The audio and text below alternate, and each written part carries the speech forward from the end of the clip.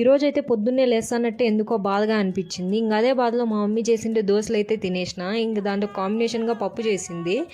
దాంట్లో అయితే పచ్చిమిరపకాయ నమ్మలేసిన. ఇంకా అదే కారంతో బాధపడతా అంటే మా డాడీ పప్పాయ అయితే కోసిచ్చినాడు. ఇంకా తినేసి బస్సు ఎక్కేసిన.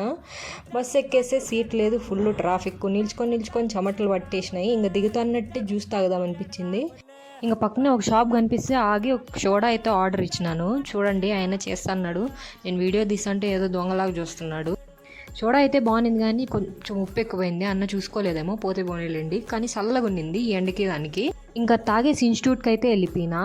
ఇన్స్టిట్యూట్కి పోయి ఫ్రెండ్స్తో ముచ్చాలు పెట్టుకునేపాటికి మధ్యాహ్నం అయితే అయింది. ఇంకాలో మంచి పాప మిక్చర్ ఇస్తే తినేసిన. ఇంకా పొద్దున్నే తెచ్చుకునే క్యారీ కూడా తినేసిన తర్వాత మధ్యాహ్నం 2 క్లాసులు అయితే జరిగినాయి. ఇంకా లోపల ఈవినింగ్ అయిపోయింది. మళ్ళీ ఇంటికి అయితే రిటర్న్ అయిపోయినా. మళ్ళీ ఫుల్ యాజ్ యూజువల్ ట్రాఫిక్ ఉంది. ఇంకా ట్రాఫిక్లోంచి ఎట్లా వచ్చి ఇంటికి వచ్చేస్తే మా మమ్మీకి ఏదో పళ్ళు నొప్పి అంటే హాస్పిటల్కి అయితే పిలుచుకొని పోయినాయి. హాస్పిటల్లో బయట కూర్చుంటే ఈ చిన్నపిల్లలు ఆడుకునే బొమ్మలు ఏవో ఉంటే కనిపించినాయి. ఇంకా అవి చూస్తా అంటే వేరే అంకుల్ వచ్చేసి అవి నీకు కాదమ్మా అన్నారు. ఇంకా అదే బాధలు పోతా అంటే తందూరి చికెన్ ఒకటి తీసుకొని తినేసినాము. అంతే ఈరోజుకి. Tata, bye bye.